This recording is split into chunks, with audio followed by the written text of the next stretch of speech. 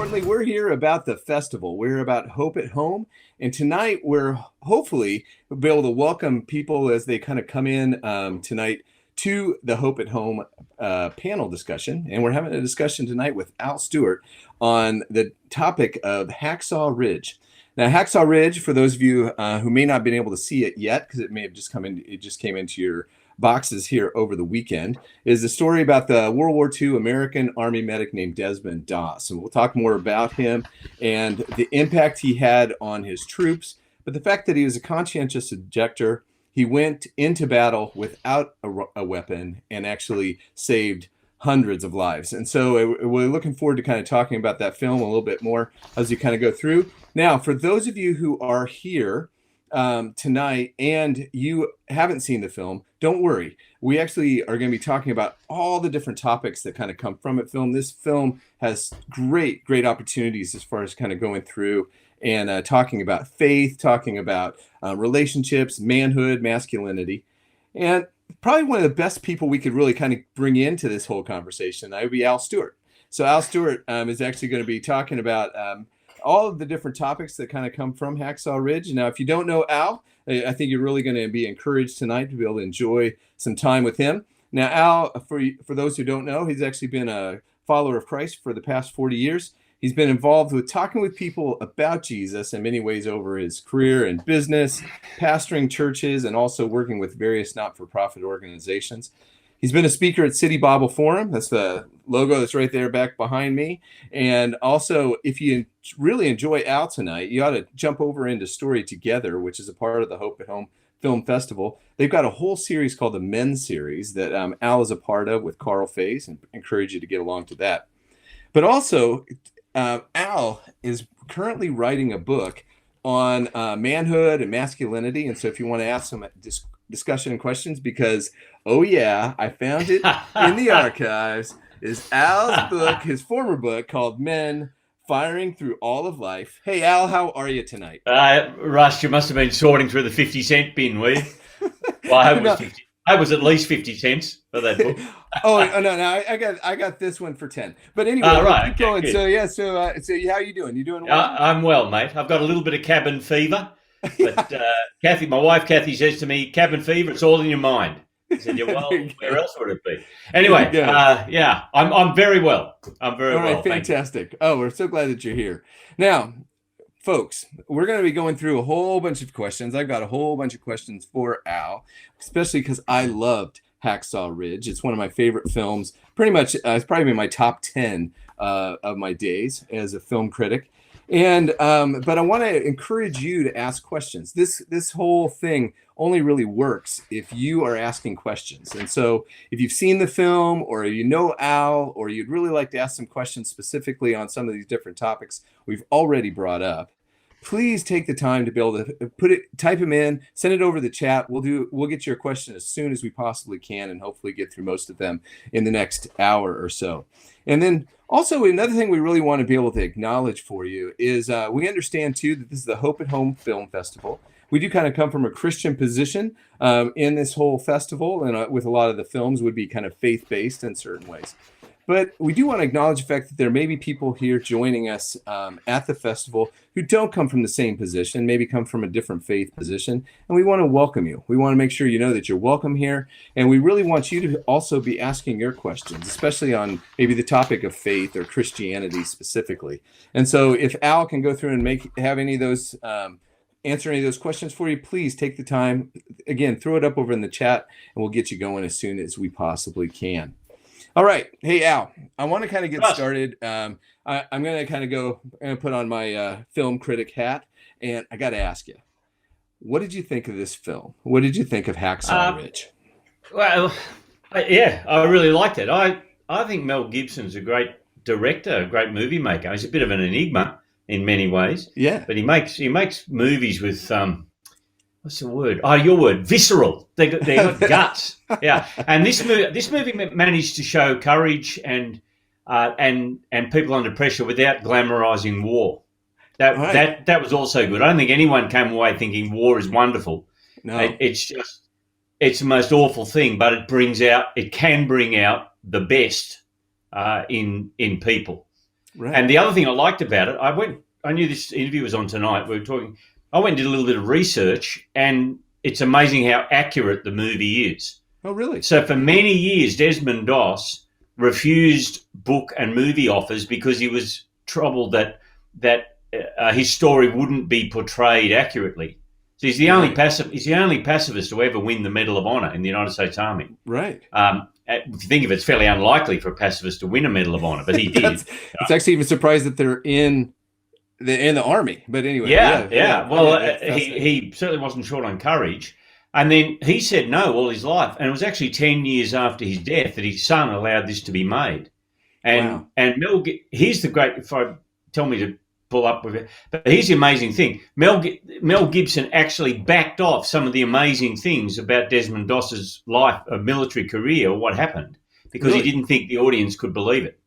Like, so there was another time that he was wounded and took 5 hours to crawl back to safety. And Gibson left that out of the movie because he thought audiences wouldn't believe it. So, it's a massive story. There's a little bit of narrative changing with characters here or there, but yeah, it's an amazing story. Hey, great. Hey, thanks so much for taking so much time and kind of checking it out. Desmond Doss is a fascinating character, and it is a great film. And I found that it's an interesting one too. I guess if you can't tell from my accent, for those of you who haven't met me before, I do come from the United States. I come from a lineage of Marines, as a matter of fact. But and so I have quite a respect and I guess a patriotism, as it were, kind of comes on board when you come from America. But you know what, Al? We just came off of Anzac Day, and living here now in Australia for the past 14 years, I have come to appreciate that as being one of the most, I guess, dare I say, spiritual days of that kind of the calendar. How does this, I mean, kind of this film, the timing of it coming out kind of during this time, I'd love to hear your thoughts kind of on Anzac Day specifically and kind of even what your weekend was like.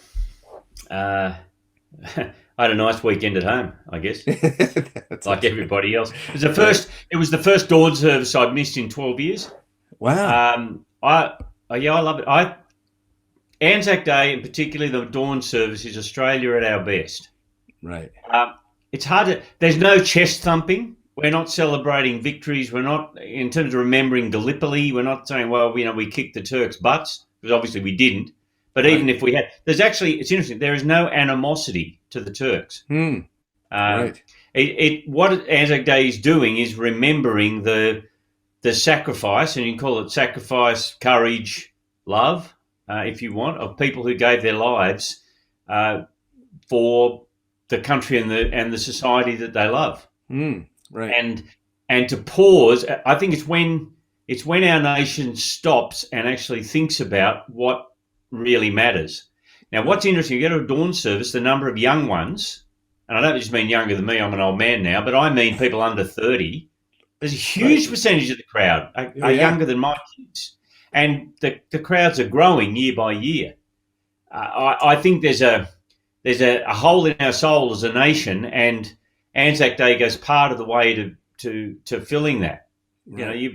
You realise eventually that TikTok, Instagram, and Westfields, it's fun, but it's empty in the end. Right. And yeah. Yeah. Go ahead. Go on, mate. Go.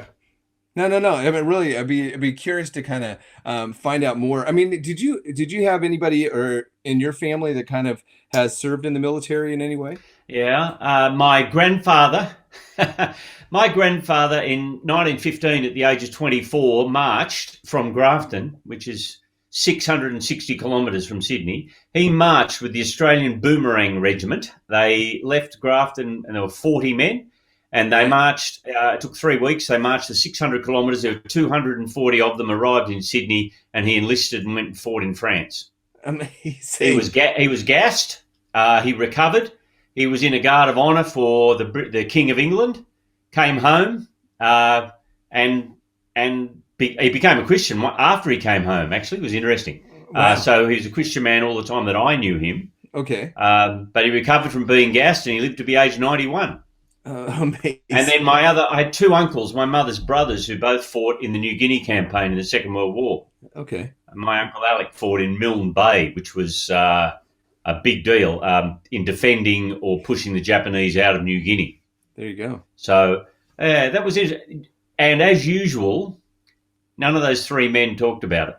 Oh, wow. I heard my grandfather mention the First World War one time. It was known that he had fought, but they just didn't talk about it. It's not a thing to be. No chest thumping. No. Yeah.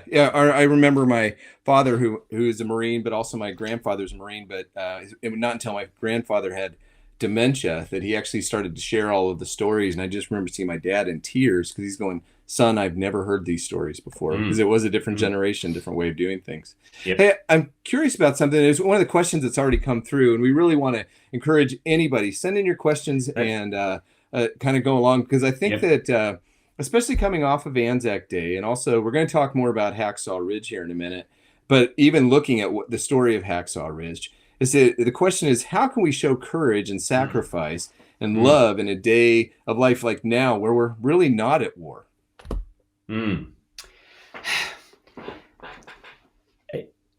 I think in the end, men, if I can talk about masculinity, men need to step up, and healthy masculinity is about being prepared to give your life in the service of others, to care for and look after others.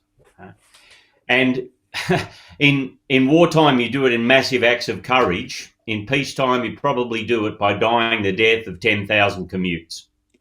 It's actually choosing to say, I will put up with boredom, I will put up with routine, I will do what needs to be done, and it will little by little kill me, and I will do it because I love the people that I am going to care for and invest in.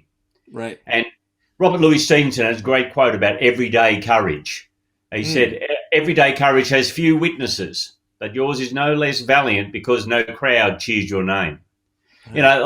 Or something like that. He said it better than that. Sure. But so I think that's the case. And what we do is we undervalue the day by day commitment to say, I will give my life to care for people, and we look for the flashy and the exciting and the real. It's the guy who gets up and goes to work 10,000 times about 10,000 times. Goes to work 10,000 times to support his family and his kids or nieces or nephews or his mother or whatever it is. That's ultimately the courage that's needed in peacetime. Yeah. Oh, I think that it's a fascinating thing, and I think it's really worthwhile mentioning that you don't have to just be courageous in a battle or in a Desmond Doss experience. But now I'm curious, though. This goes based on one of the questions over on the side. This is a really good question. Thanks for that one. Please keep sending them in. The courage that Desmond Doss had, the type of courage that he has, is it come from the same place, do you think, that courage for us everyday commuters that kind of go in? I mean, do you think that it's the same sort of courage, or does it come from the same place? Where does it come from, I guess? That's a good question, isn't it? I've never been in the military and never been in a war, obviously. Courage isn't the absence of fear. Courage is being afraid and doing it anyway.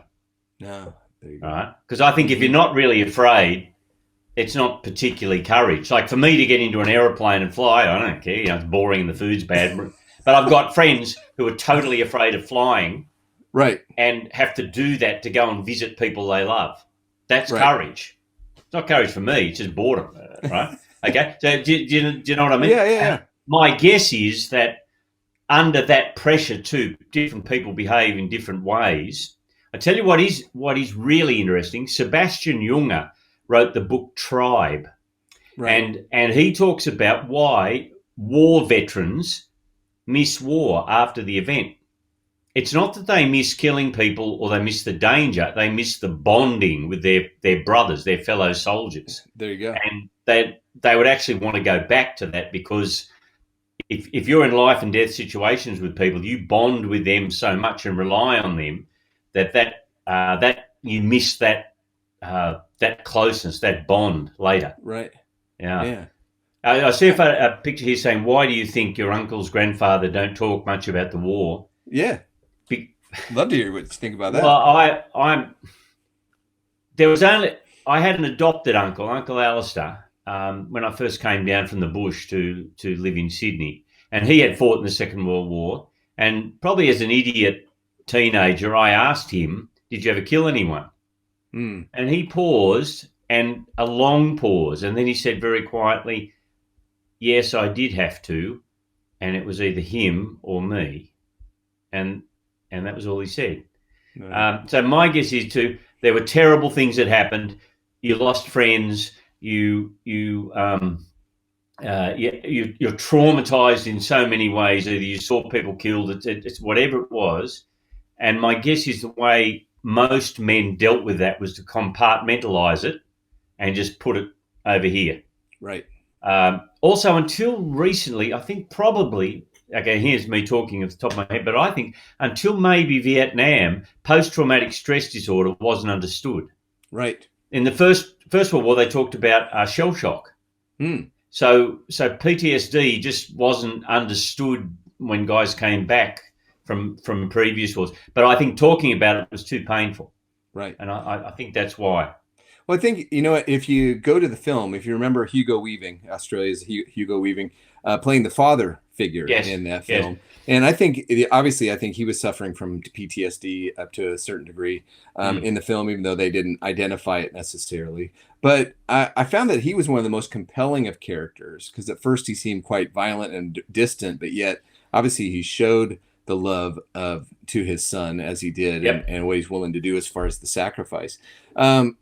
What is it about, kind of PTSD? Do you think that even a faith, because he would have had a faith, and most likely because of the Doss family's legacy, but yet, how does faith even play into that whole thing? When you think about the impact of it.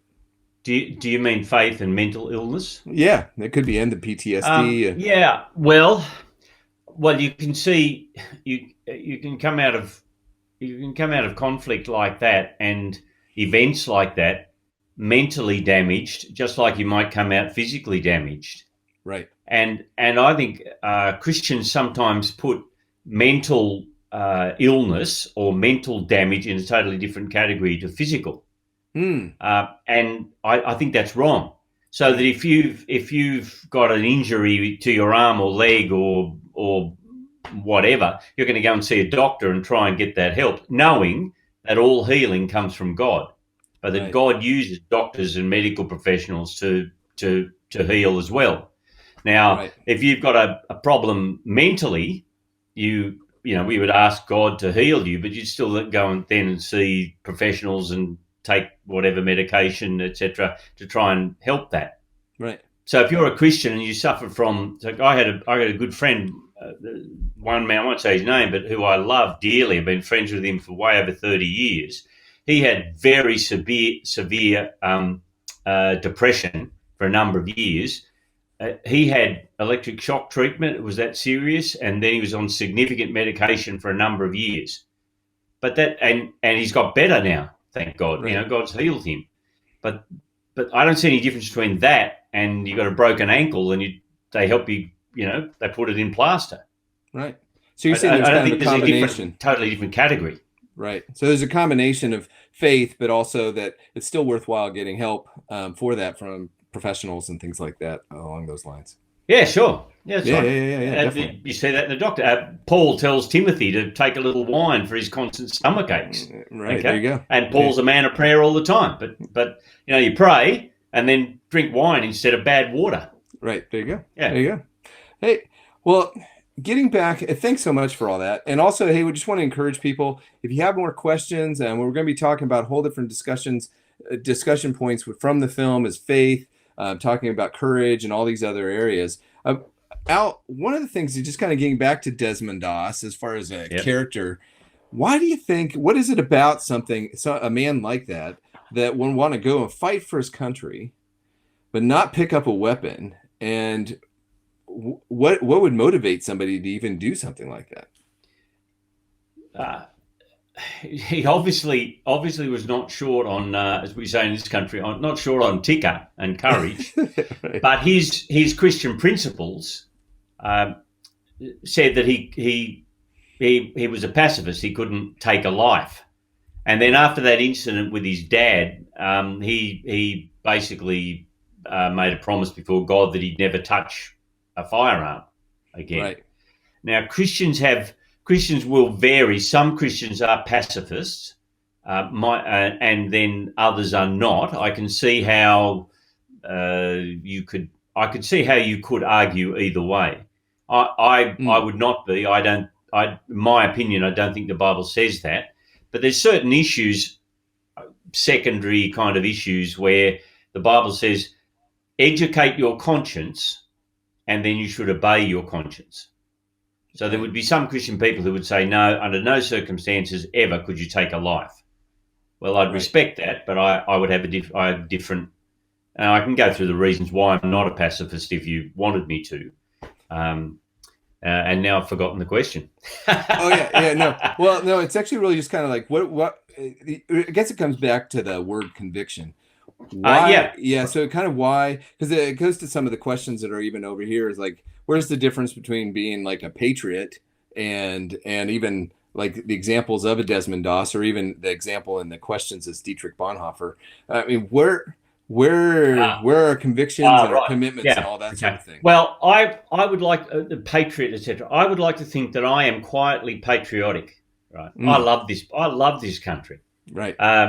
If Kathy and I have ever been overseas and we fly back in over Sydney and we see the Harbour Bridge and everything, I start saying, I've been to cities that never. Glad she rolls her eyes. Still, anyway. That's great. But I don't make an idol of it. And Australia is not, as a Christian, Australia is not my first love. Right. It's Jesus and his kingdom is my first love. Right. And then I would understand as a Christian, what the Bible says is sometimes it is necessary to use force to stop evil. Right. So the Bible, Romans chapter 13 says that the government and governors, those in authority, their job is to bring justice, and they do not carry the sword for no reason. So it is right sometimes to use force to stop evil. Right. Now, the proviso on that is sometimes a war is just and sometimes a war is unjust. And so Bonhoeffer stood up and said he would not serve or be under the Nazi regime, and he was rightly critical of that, obviously, in what they were doing. And so that was Bonhoeffer's job as a Christian. Right. But if Bonhoeffer had, well, here I go guessing, but if Bonhoeffer had been in Britain when, etc., he would have been in favour of the British Army going to stop the Nazis. Right. Yeah. So I don't think that Bonhoeffer, from what I've read, I don't think Bonhoeffer was a pacifist. He just said what the Nazis were doing was wrong, and he stood up for that. Yeah. Now I could be wrong, but that's my reading of it. Yeah. Well, and there are different convictions. Obviously, Desmond was willing to take it to an extreme, but yet still willing to serve as a patriot of his country. But also, but he chose to not pick up a weapon. And so patriotism was very important to him, but he had a higher principle operating. Right. And at the same time, that higher principle said that he would lay down his life for the good of others, and he saved 75 men at the Battle of Okinawa. Yeah. So you can see he had a hierarchy of principles there that he wouldn't let go. Russ, can I pick up one? This is a great question. Do you think, if you don't mind, go for it, man. Do you think? Sorry, I've just been writing and thinking about this for months. Do you think courage is the main mark of mature manhood, or is there another characteristic? There you go. Courage is in there, but I think it's courage shown as a willingness to accept responsibility for looking after the people that you love and caring for them. So it's courage. It's not just sort of physical charge the machine gun thing. It's a willingness to step up and take responsibility to love and nurture and care for the people that are around you. Right. So that's the mark. Okay, so that's the mark. Okay, so in That's going what through and I think, answering the anyway. question, yeah, and also just so you know too, for those of you who are kind of listening in or writing in your comments, thanks so much. Kind of keep them coming because we've got quite a few over here. We'll try and answer them. But also, if Al answers something and you have another question to kind of follow on from that, please keep sending us the questions, and we'll kind of keep adding them in to the conversation. Now, this is an interesting thing too. As far as if you've seen the movie, and not to spoil it, but in regards to how the army responds to Desmond Doss initially, but then eventually he is allowed to go into battle. But as a Christian, one of the things that we talk about is the fact that we are supposed to take a stand for our faith, but sometimes we take it on the chin. Sometimes we don't get the answer we want, or maybe people respond negatively towards us. How do you respond to that, Al? I mean, Desmond had one response, even though he was beaten, and there were so many other negative things that did occur. But what about those that do take a stand and they don't necessarily get the answer that they want? Yeah, well, it's interesting. Jesus actually says to expect that you'll cop a hard time if you're a Christian. Right. Well, the New Testament says everybody who seeks to live a godly life, meaning if you try and follow Jesus, you will be persecuted. Not every time. Not now. You don't need to stick your head up and look for it. Okay. Sometimes Christian people are persecuted because they're a goose, not because they're Christian. So you're not calling to be a goose. Okay. You're gonna have to go through and explain that. What is it? Yeah. Well, yeah, I love for being an idiot. Sorry. Right. Yeah. Sorry. I forget. Yeah. Okay. Yeah. You can. No. But if you are deliberate about following Jesus, he says you will at some time get pushback on that. It will cost you. Right. And he says comforting things like, "Don't be afraid of those who just kill the body. Be afraid of the one who can cast your soul into hell." And you think I think that's comforting. But yeah, and in Australia, the level of persecution of Christians is very low compared to other parts of the world and other times.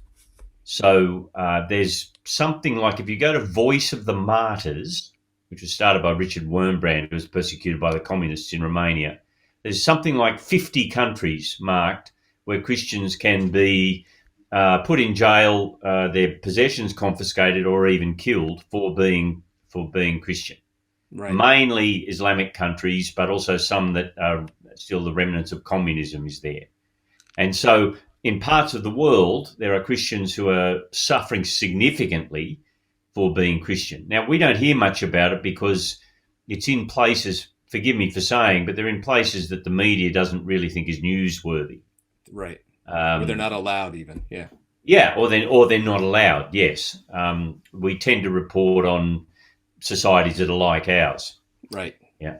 But in Australia, there is still, it will still cost to follow Jesus. Right. In different ways, and I suspect in the coming years it will probably be more likely to cost more as well. Right.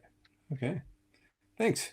Now, we just had a great question, and also I guess that's something we really need to make sure we acknowledge, is that this is a conversation not just for men. This is a conversation for women, and we really want to welcome everybody that's come along to be a part of this. And the question, it's a little bit longer one, but I think it's worthwhile engaging with, is, as a female listening to this, how can we show appreciation for the manhood or courage, sacrifice, and love of males in our lives, say fathers, husbands, and brothers, and how can we encourage them to grow in these areas? Great question. Thanks. All right, I'll say what I think. Here we go. You hear it here, folks. Well, it is interesting that, let me give you an answer from the Bible. It's much more authoritative than what I can think, or I think what the Bible thinks. In the Paul's letter, when he writes to the Christians in Ephesus, he talks about husbands and wives and how they relate. And what he says is that husbands should love their wives, like love her, care for her, lay down your life for her. But what he says about wives is not that they should love their husbands first, but they should respect their husbands. And so I think what men really want is respect. To be treated as if they matter and be treated as significant. I don't mean, lauded whatever, or fall down and throw the rose petals, but I mean that's what a man really wants, is respect. And I think as you respect a man and give him, if you like, the room to step up more and more, he is more and more likely to do that. Right. That's what I think. So husband, father, brother. See, you can treat someone with love without necessarily respecting them. Right. You can love a 4-year-old but not respect them. Right.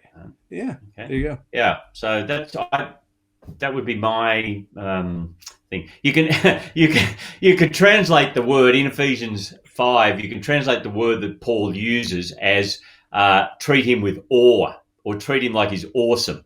But I think that's probably a bit too much to ask. Okay? I'm just happy if we can get small respect, that's enough. I think respect. We'll kind of keep it to respect. Yeah, if anybody has any agreements, if you want awe. I mentioned awesome to Kathy, my wife. She's rolled her eyes. No, exactly. I'm not that. I'll give you the respect, I think. Yeah, so that's right. Yep. Hey, it's kind of jumbled over here on the side, but I'm going to go through. I think I get the gist of this question over here. Going back to one of the other topics that you brought up, kind of the voice of the martyrs and all the different challenges in those different areas of the world.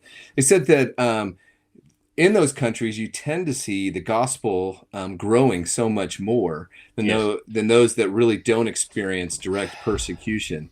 Where do you see the correlation, and how would you even kind of respond to that comment? That very often it's true.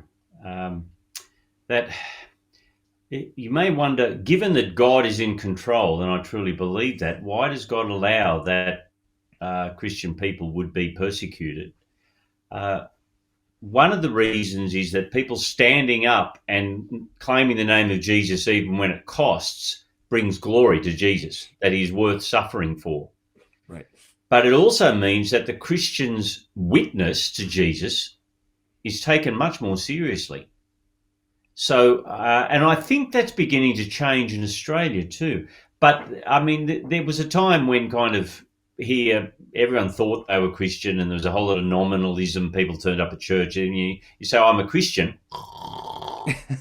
Like, so what? But if it really costs, if you're going to get put in jail for acknowledging Jesus, or if you're going to be thrown out of your house, or if you're going to be shot, you say, I'm a Christian. People, really?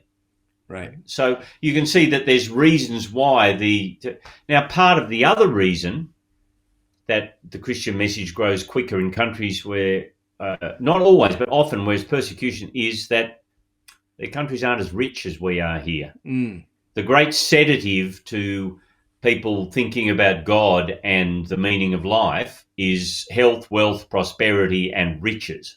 Right. Now, it wouldn't surprise me if more people have been thinking about God and the meaning of life since the coronavirus thing started. Right. I think it really has opened up the door, hasn't it, in so many ways. I think that, you can say how the negative impact, but yet still how many people are asking those questions. Yeah. Now, I'm sorry it happened. I'm not saying it's a good thing, but you can see that God may use even this crisis and somehow bring good from it to get people to rethink what's really important. There you go. Hey, all right, now we're going to jump back to one of the other points, because I think everybody's kind of pondering and kind of ruminating on some of the things that you said, and especially since you're writing a book on masculinity. Thanks for all these questions are coming in. Keep them coming. We're going to try and get through. We got probably about 20, 25 minutes left of this whole thing, so we'll try and get in as many as we can. So we'll do a rapid fire. So here it comes. Well, I'm going to go after the one. Can a man demand respect or awe? Okay, that's the one. Okay. Can a man demand respect or awe, or is that masculinity gone bad, or when it becomes toxic? Absolutely. Yeah. Let me tell you what the New Testament says. It doesn't matter what I say, what the New Testament says. If you go to Ephesians chapter 5, where the Apostle Paul talks about the way husbands and wives relate, what he says is that the man should love and lay down his life day by day to care for and support and love and cherish his wife. Okay. Right. Now he says the wife should submit to him. That doesn't mean be a doormat. It means she should respond in a way to make it easy for him to do that. Okay. Right. So submission means you love me, you lay down your life for me, I'm going to respond to make that easier for you. That's what it means. But here's a very important thing. He is never told to make her submit. He is told to love her and lay down his life for her. How she responds to that, that's up to her. So man, you can't make someone respect you at all. It's totally up to them. And you can't make someone love you. It's totally up to them. But what you can do is live a life that's worthy of respect and a life that shows love. You're more likely to get it back. Right.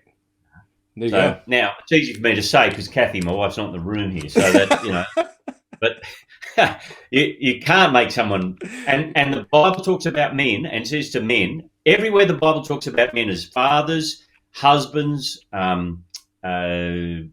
masters, like bosses, etc. It says use your power very carefully because God is watching you and will hold you accountable. See, men have power just for being men. We're bigger and stronger than women. In many ways, having to bear children puts a woman at a disadvantage for so much of her life, inevitably. And so men are called on in the New Testament, men are called on to use the power that they have to love and care for and nurture and lay down their lives to look after the people they're responsible for. There you go. It's serious. It's a big call. And the more I read the New Testament, the more it's there. Right. And if you don't do that, it's toxic. Right. And that's when it becomes toxic. I'm looking forward to hearing more from your book as it kind of comes out. If you have more questions, people, please keep sending them in. One of the next comments really kind of reiterated what you just kind of shared. And we're going to also get back to the whole conviction thing. One of the things, too, I wanted to kind of getting back to the film of Desmond Doss. And also one of the things that's probably most confronting for me. I remember when we first screened this film and we had a huge audience there. Everybody was there, and our panel got up and asked, okay, now who was confronted by the wartime violence? And out of 200 plus people there, I think maybe 10 people put their hands up. This film, I mean, being in the Hope at Home Film Festival, it's kind of a confronting one when it comes to wartime violence. I have a feeling that some may have issues as Christians watching something like that. But what are your thoughts on that in regards to it all? Well, probably the most confronting war scene in a movie I've ever seen is that the scene in Saving Private Ryan where they land on the beach. That really, and I saw that in the cinema, like loud. And I don't think it hurts anyone to realise how terrible war is and to watch that. It just depends on what's done with it. Right. So I've seen the trailer of Inglourious Bastards, the one, the Quentin Tarantino with Brad Pitt, but I've never watched that because I think, that's a war movie and that's I don't need to fill my head with that. Okay. Right. Now I've watched other violent movies. Okay. But it depends on how the movie portrays it. If the movie's saying this is awful, but you need to understand what happened and how it affects people, well, I think that's just trying to deal with reality. Right. But if it's kind of glorifying it or trivializing it, nah. Yeah. It's also important to kind of be aware of who you're watching a movie with. Most of the time you're watching it with somebody else, except for us strange reviewers who go through and watch it. So it's really kind of being considerate of others in regards to it. Yep. Yeah, I definitely see what you're saying in regards to it. It's one of those things where people have to really kind of look at your own convictions, look at it. If it's not something you want to see, don't put it before your eyes and go on to the next film. There's a lot of other choices, even in this festival, to be able to it does affect. It does depend a bit on how it will affect you as well. Right.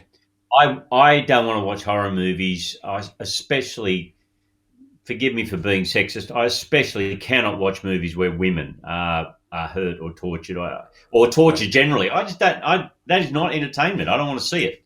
Right.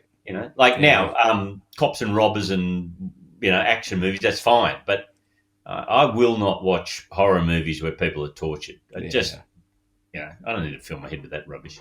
Yeah, well, and I think it's one of the things where people need to really consider drawing a line. I mean, everybody has different convictions. I mean, this film is really one about drawing a line, in essence. And so I think in things as simple as that, it's really worthwhile going through and doing.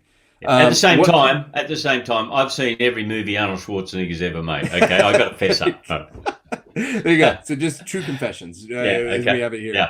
And I'm really curious, after seeing a film like this, I was, I mean, it still sits and resonates with me in so many different ways, in just his life. And also to hear, as you said, as you shared at the beginning of this whole conversation, that it was really true, and actually even was kind of dialed back a little bit. He actually, there's so much more about him. Yeah. But I'd be curious, especially in all of your work, all the things that you've done, are there other people or other stories that you would maybe you could share with us about people who've lived out a very similar existence and maybe don't get a movie made about their lives? Yeah, people who've lived quite remarkable lives. Yeah. I'd need to think about that one, Russ. I tell you what it is. I think there's decisions made about putting faith into practice that never get noticed. Right. I'll tell you a very quick story that other people don't know but really cost. I sat down and had a coffee with a man who was working as a consultant and doing okay until the GFC hit. Right. And after the GFC in 2008, his consultancy business just dried up. Right. Because consultancy is something you can cut immediately. And this man was responsible to support not just his family, immediate family, but his parents as well. And he's under a lot of financial pressure. And then he got the offer of a really big consulting.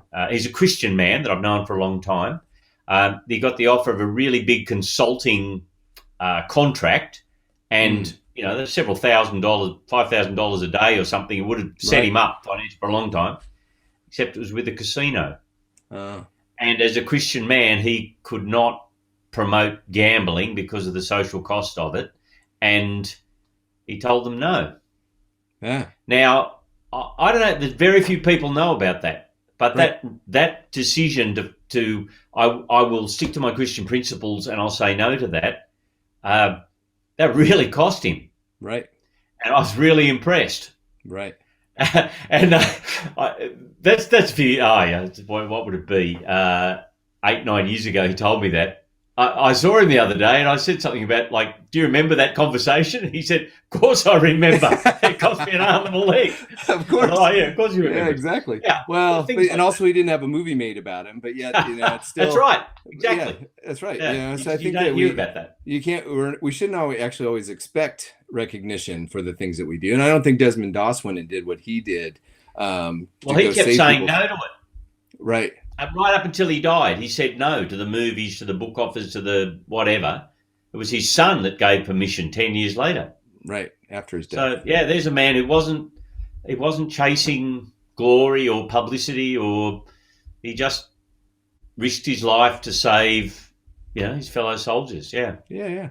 Well, one of the next questions that came up is it has obviously the person has seen the film, and it's a really good question to be able to ask. This kind of goes down a different track, but after Desmond Doss didn't just save American soldiers, he actually saved some Japanese soldiers in the whole response. And when they were let down in the film, at least how it was depicted, one of the things that they said was that there was a smirk on the face of some of the other soldiers, and they said, well, the Japanese soldiers came down, but they didn't quite make it.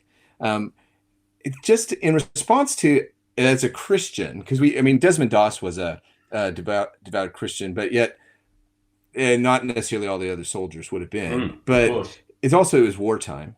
But can you talk to the way a Christian soldier should really behave? Is it different? Is it like Desmond Doss? Is it how are we supposed to act as soldiers in comparison to others, maybe? Oh, Russ, I'm a little reluctant to comment on that, having not been there or not had any experience like that. But I would understand that there is a difference between taking someone's life in combat when it's you or them. Right. And then there is a significant line between killing or murdering a prisoner, or someone who can't defend themselves. There's a significant difference there. But it's also easy to judge the actions of men who have been under extreme pressure and trauma from the safety of a long time later in a different country, in a comfy chair, in a room somewhere, and judge them. So I listened. I listened in some detail of a recount of the My Lai massacre and how that happened with William Kelly and Right. In the Vietnam War, and there's no excuse for it, and no justification at all. But you could see there was a whole series of factors that led up to ordinary men behaving that way. Right. I'm not justifying it at all. I'm just saying that it's not like they're not like monsters. They've just been pushed into and under incredible pressure, and they've seen their mates shot to pieces, and they've lost people, and you stop thinking of the enemy as human beings, and there's pressures that push people to behave that way. Right. And my guess is until you've been in the middle of it, you cannot understand it. Right. Yeah, it's wartime. It's kind of like watching a wartime film opposed to just a cops and robbers film. It's a very different experience as far as what you see, as far as the violence and the like. Yeah. But hey, there are a couple more questions. Thanks for keeping them. Come on in. We're probably getting down towards our last 10 minutes or so of this. So if you have any other questions, please send them along. But this kind of goes to looking at today's heroes, daily heroes, the ones you've talked about, the one that rides the 10,000 train trips into the city, the one that does the unsung heroes as they were. How should we recognize and appreciate those daily heroes whose stories will never be known or published? How should we celebrate those?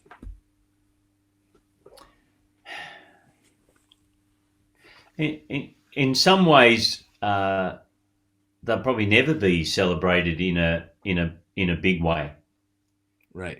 They'll just be done quietly. Mm-hmm. But it's those who, if the ones for whom you have laid down your life appreciate it and love you for it, that'll be enough, I think. Yeah. So it is interesting in the book of Colossians. Sorry, I quote the New Testament. I just figure if I quote the New Testament, at least there's some authority there, not just me. You never have to apologize for quoting the Bible. I know. But sorry, some people listening might not be used to the Bible, but it just says such good stuff. Anyway, in Paul's letter to the Christians in Colossae, which is in modern day Turkey, he talks about the work of God in their life, and you might think, if God's at work in someone's life, well, what would you expect to see? Miracles or some great preacher or walk on water or who knows what? No. He says what the work of God will show itself as endurance and patience. Right. Endurance and patience. And as I've looked at life, almost anything that anyone accomplishes, anything that anyone does that really matters, and particularly in investing in the lives of other people, has actually come from that. And it doesn't look very flash day by day. Day by day, well, it just kept turning up and just kept doing things and did these little things. But over time, that's how you make a massive difference in the lives of people. Right. And so it's endurance and patience. I guess the sad thing is often we don't have the eyes to see it. Right. What did he do? Well, he just went to work 10,000 times and cared for his family, or he just visited his mum every week and looked after her and did her shopping and so there's a man I met at City Bible Forum in the Bridge Street Fellowship, and he had left his career to go and care for his dying mother. Right. Well, there won't be a movie made about that, but there's endurance and patience. Or a friend of mine, Peter Boyce, was in Afghanistan working for some international mission. Peter's a single man, travels light, super good mechanically. And then he left that and went and lived on a beautiful beach in Coffs Harbour. Why? Because his mother had Alzheimer's and there was no one else who could look after her. Right. And so he took one for the team and he went and lived on this beautiful beach where his mother lived, just north of Coffs Harbour. And for 4 or 5 years, he looked after her full time until she died. Now that impressed me so much, and I've told him that, but it won't make a movie. No. No, they won't. But I also comes back to one of the other things you said. I think one of the things, even kind of answering this question, I think you've actually answered it before, but just respecting them. I mean, the fact that men or people that are kind of your daily heroes is respecting them, even though they may not go out and save 75 people in a battle, but they go out every single day and just live the life that they're kind of called to do. And so, Yeah, that's right. yeah, And yeah, that's right. Acknowledging that, yeah, noticing that. Yeah, acknowledging it. that's right. All right, we're gonna probably come. Yeah, we'll probably come down to about the one of the last questions here, but I think it's worthwhile because I think it really kind of talks to two different areas that are kind of are big, especially based on some of the answers you've given and also some of the topics that have come up. But it says often in masculinity, it's defined around church and marriage and how those windows into Jesus' death and example.